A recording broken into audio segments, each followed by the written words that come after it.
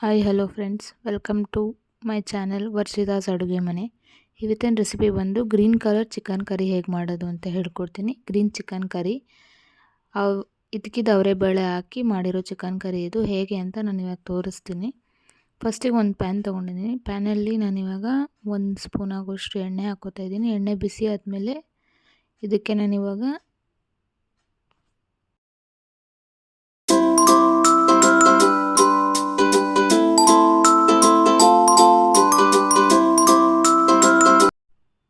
ಎಣ್ಣೆ ಬಿಸಿಯಾಗಿದೆ. ಎಣ್ಣೆ ಬಿಸಿ ಆದಮೇಲೆ ನಾನಿಲ್ಲಿ 2 ಈರುಳ್ಳಿ ಹಾಕ್ಕೋತಾ ಇದ್ದೀನಿ. ರಫಾಗಿ ಚಾಪ್ ಮಾಡಿದ್ದೀನಿ. ತಪ್ಪದಾಗಿ ಕಟ್ ಮಾಡ್ಕೊಳ್ಳಿ, ಏನು ಪರವಾಗಿಲ್ಲ, ಒಗ್ಗರಣೆಗಲ್ವಾ. ಸೊ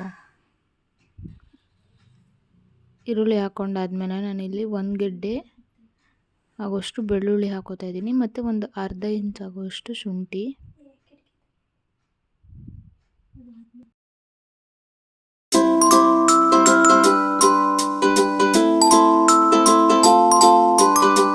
ಇವಾಗ ನೆಕ್ಸ್ಟ್ ಇದೆಲ್ಲ ಒಂದು 2 ಮಿನಿಟ್ಸ್ ಫ್ರೈ ಮಾಡ್ಕೊಂಡಾದಮೇಲೆ ನಾನು ಇವಾಗ ಒಂದು 5 ಹಸಿಮೆಣಸಿನ್ಕಾಯಿ ಹಾಕೋತಾ ಇದ್ದೀನಿ.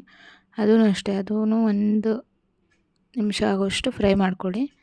ಇವಾಗ ಇದೆಲ್ಲನೂ ಫ್ರೈ ಆದಮೇಲೆ ನಾನಿವಾಗ ಒಂದು 2 ಟೊಮೆಟೊ ತೊಗೊಂಡಿದ್ದೀನಿ. ಅದನ್ನು ಕೂಡ ಪ್ಯಾನ್ಗೆ ಹಾಕ್ಕೋತಿದ್ದೀನಿ. ಇವಾಗ ಅದನ್ನು ಚೆನ್ನಾಗಿ ಫ್ರೈ ಮಾಡ್ಕೊಳ್ಳೋಣ. ಎಲ್ಲನೂ ಅಷ್ಟೇ ಚೆನ್ನಾಗಿ ಫ್ರೈ ಆಗಬೇಕು. ಎಲ್ಲ ಹಾಕಿ 1 ನಿಮಿಷ ಅಥವಾ 2 ನಿಮಿಷ ಚೆನ್ನಾಗಿ ಫ್ರೈ ಮಾಡ್ಕೊಳ್ಳಿ. ನೆಕ್ಸ್ಟು ಇವಾಗ ನಾನು ಇದಕ್ಕೆ ಸ್ಪೈಸಸ್ ಹಾಕ್ಕೊಳ್ಳೋಣ. ಇದಕ್ಕೆ ನಾನು ಏನೇನು ಸ್ಪೈಸಸ್ ತೊಗೊಂಡಿದ್ದೀನಿ, ಒಂದು ಅರ್ಧ ಸ್ಪೂನ್ ಸೋಂಪು, ಒಂದು 2 ಲವಂಗ, ಒಂದು 2 ಇಂಚು ಚಕ್ಕೆ ಅಂದರೆ 2 ಪೀಸ್ ಚಕ್ಕೆ ತೊಗೊಳ್ಳಿ, ಚಿಕ್ಕ ಪೀಸು, ಒಂದು ಇಂಚ್ ಅಂದ್ಕೊಳ್ಳಿ. ಆಮೇಲೆ ಮೆಣಸು ತೊಗೊಂಡಿದ್ದೀನಿ. ಮೆಣಸು ಜಾಸ್ತಿ ಹಾಕಬೇಕು ಇದಕ್ಕೆ, ಸ್ವಲ್ಪ 1 ಸ್ಪೂನಷ್ಟು ಹಾಕ್ಕೊಳ್ಳಿ. ಮೆಣಸು ಚೆನ್ನಾಗಿರುತ್ತೆ, ಸ್ವಲ್ಪ ಮೆಣಸು ಜಾಸ್ತಿ ಇರಬೇಕು. ನೆಕ್ಸ್ಟು ನಾನು ಇದಕ್ಕೆ 1 ಚಮಚ ಆಗೋಷ್ಟು ಕಡಲೆ ತೊಗೋತಾ ಇದ್ದೀನಿ. ಕಡಲೆ 1 ಚಮಚ ಆಗೋಷ್ಟು ಹುರ್ಗಡ್ಲೆ ಕೂಡ ಹಾಕ್ಕೊಂಡಿದ್ದೀನಿ. ಎಲ್ಲನೂ ಹಾಕಿ ಫ್ರೈ ಮಾಡ್ಕೊಳ್ಳೋಣ. 1 2 ಮಿನಿಟ್ಸ್ ಚೆನ್ನಾಗಿ ಫ್ರೈ ಮಾಡ್ಕೊಂಡಾದಮೇಲೆ ನೆಕ್ಸ್ಟು ನಾನಿವಾಗ ಒಂದು ಸ್ವಲ್ಪ ಕಾಯಿ ಹಾಕ್ಕೋತಾ ಇದ್ದೀನಿ. ಕಾಯಿ ಬಂದು ಒಂದು 2 ಚಮಚ ಆಗೋಷ್ಟು ಕಾಯಿ ಹಾಕ್ಕೊಳ್ಳಿ. ಹುರ್ಗಡ್ಲೆ ಕಾಯಿ ಎಲ್ಲ ಹಾಕೋದ್ರಿಂದ ಸಾಂಬಾರ್ದು ತಿಕ್ನೆಸ್ ಏನಿದೆ, ಸಾಂಬಾರು ಅಥವಾ ಕರಿ ಇದು ತಿಕ್ನೆಸ್ ಏನಿದೆ ತುಂಬ ಚೆನ್ನಾಗಿ ಬರುತ್ತೆ. ಸೊ ಇವಾಗ ಎಲ್ಲನೂ ಹಾಕ್ಕೊಂಡು ಚೆನ್ನಾಗಿ ಫ್ರೈ ಮಾಡ್ಕೊಳ್ಳೋಣ. ಫ್ರೈ ಮಾಡ್ಕೊಂಡಾದಮೇಲೆ ನೆಕ್ಸ್ಟು ನಾನಿವಾಗ ಇದಕ್ಕೆ ಫ್ಲೇಮ್ನ ಆಫ್ ಮಾಡ್ಕೊಂಡಿದ್ದೀನಿ. ಫ್ಲೇಮ್ ಆಫ್ ಮಾಡ್ಕೊಂಡಾದಮೇಲೆ 1 ಕಪ್ ಆಗೋಷ್ಟು ಪುದೀನ, ಅರ್ಧ ಕಪ್ ಆಗೋಷ್ಟು ಕೊತ್ತಂಬರಿ ಹಾಕ್ಕೋತಾ ಇದ್ದೀನಿ. ಇದನ್ನಿಷ್ಟೂ ಹಾಕಿ ಚೆನ್ನಾಗಿ ಮಿಕ್ಸ್ ಮಾಡ್ಕೊಳ್ಳೋಣ. ಪುದೀನ ನಾನು ಜಾಸ್ತಿ ಹಾಕ್ಕೊಂಡಿದ್ದೀನಿ, ಯಾಕಂದರೆ ತುಂಬ ಚೆನ್ನಾಗಿರುತ್ತೆ ಫ್ಲೇವರು ಪುದೀನ ಜಾಸ್ತಿ ಹಾಕಿದ್ರೆ. ಅಥವಾ ನೀವು ಸಮ ಕೂಡ ಹಾಕ್ಕೊಳ್ಬೋದು, ಇಲ್ಲಾಂದರೆ ಈ ಥರ ಕೂಡ ಹಾಕ್ಕೊಳ್ಳಿ, ಈ ಥರ ಚೆನ್ನಾಗಿರುತ್ತೆ. ಸೊ ಎಲ್ಲನೂ ಬಿಸಿಗೆ ಸೊಪ್ಪೆಲ್ಲ ಸಾಫ್ಟ್ ಆಗುತ್ತೆ, ಚೆನ್ನಾಗಿ ಮಿಕ್ಸ್ ಮಾಡ್ಕೊಳ್ಳಿ. ಇವಾಗ ನಾನು ಮಿಕ್ಸ್ ಮಾಡ್ತಾಯಿದ್ದೀನಿ, ನೋಡ್ತಾ ಇದ್ದೀರಲ್ವ.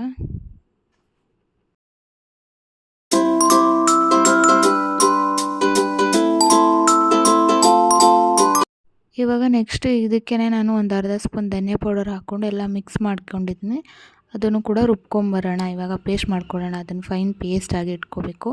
ಸೊ ಇವಾಗ ನೆಕ್ಸ್ಟು ನಾನು ಕರಿಗೆ ರೆಡಿ ಮಾಡ್ಕೊಳ್ಳೋಣ. ಒಂದು ಕುಕ್ಕರ್ ತೊಗೊಂಡಿದ್ದೀನಿ. ಅದಕ್ಕೆ ಒಂದು 2 ರಿಂದ 3 ಚಮಚ ಆಗೋಷ್ಟು ಎಣ್ಣೆ ಹಾಕ್ಕೊಂಡು ಅದಕ್ಕೆ 1 ಈರುಳ್ಳಿನ ಉದ್ದುದ್ದಾಗಿ ಕಟ್ ಮಾಡಿ ಹಾಕೋತಾ ಇದ್ದೀನಿ. ಅದನ್ನು ಕೂಡ ಚೆನ್ನಾಗಿ ಫ್ರೈ ಮಾಡ್ಕೊಂಬಿಡೋಣ. ಇವಾಗ ಈರುಳ್ಳಿ ಎಲ್ಲ ಫ್ರೈ ಮಾಡಿದ್ಮೇಲೆ ನಾನು ಚಿಕನ್ ಹಾಕ್ಕೊಂಡಿದ್ದೀನಿ. ಒಂದು 1/2 kg ಚಿಕನ್ ಇದೆ ಇಲ್ಲಿ. ಚಿಕನ್ ಕೂಡ ಚೆನ್ನಾಗಿ ಹಾಕಿದ್ಮೇಲೆ ಚೆನ್ನಾಗಿ ಫ್ರೈ ಮಾಡ್ಕೊಳ್ಳಿ. ಸ್ವಲ್ಪ ಅದು ನೀರೆಲ್ಲ ಬಿಡುತ್ತಲ್ವ ಚಿಕನು, ಆ ನೀರೆಲ್ಲ ಡ್ರೈ ಆಗೋವರೆಗೂ ಚೆನ್ನಾಗಿ ಎಣ್ಣೆಯಲ್ಲಿ ಫ್ರೈ ಮಾಡ್ಕೊಳ್ಳಿ. ಮತ್ತು ನಾನು ಇದಕ್ಕೆ ಇವಾಗ ಅವರೆಕಾಳು ಹಾಕಿದ್ದೀನಿ.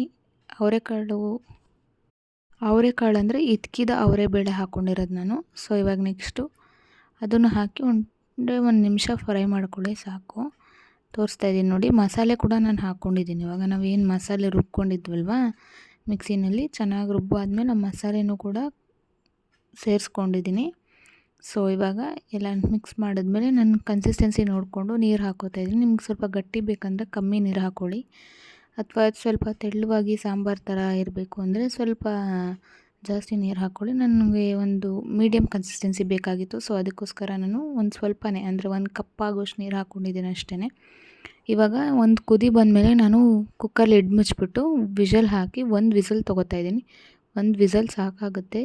ನಾನು 1 ವಿಷಲ್ ಅಷ್ಟೇ ತೊಗೊಂಡಿದ್ದೆ. ಅಷ್ಟರಲ್ಲೂ ಸ್ವಲ್ಪ ಅವರೆಬೇಳೆ ಮೆತ್ತಗಾಗೋಗಿತ್ತು. ಬಟ್ ನೀವು ಲಾಸ್ಟಲ್ಲಾದರೂ ಸೇರಿಸ್ಕೋಬೋದು. ನಾನು ಫಸ್ಟೇ ಸೇರಿಸ್ಬಿಟ್ಟಿದ್ನಲ್ವ, ಸೊ ಪರವಾಗಿಲ್ಲ, ಏನಿಲ್ಲ. ಕಾಳು ಇತ್ತು, ಸ್ವಲ್ಪ ಪರವಾಗಿಲ್ಲ, ಓಕೆ. ಇವಾಗ ನೆಕ್ಸ್ಟು ನಾನು ತೋರಿಸ್ತಾ ಇದ್ದೀನಿ ನೋಡಿ ಎಷ್ಟು ಚೆನ್ನಾಗಾಗಿದೆ ಸಾಂಬಾರಂತ ಅಥವಾ ಕರಿ.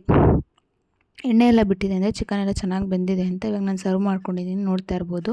ಚಪಾತಿ ಜೊತೆ ಮತ್ತು ಸಲಾಡ್ ಜೊತೆ ಸರ್ವ್ ಮಾಡಿದ್ದೀನಿ. ಈ ರೆಸಿಪಿ ನಿಮಗೆ ಇಷ್ಟ ಆಗಿದರೆ ಲೈಕ್ ಮಾಡಿ, ಶೇರ್ ಮಾಡಿ, ಕಮೆಂಟ್ ಮಾಡಿ, ಸಬ್ಸ್ಕ್ರೈಬ್ ಮಾಡ್ಕೊಳ್ಳಿ. Thank you.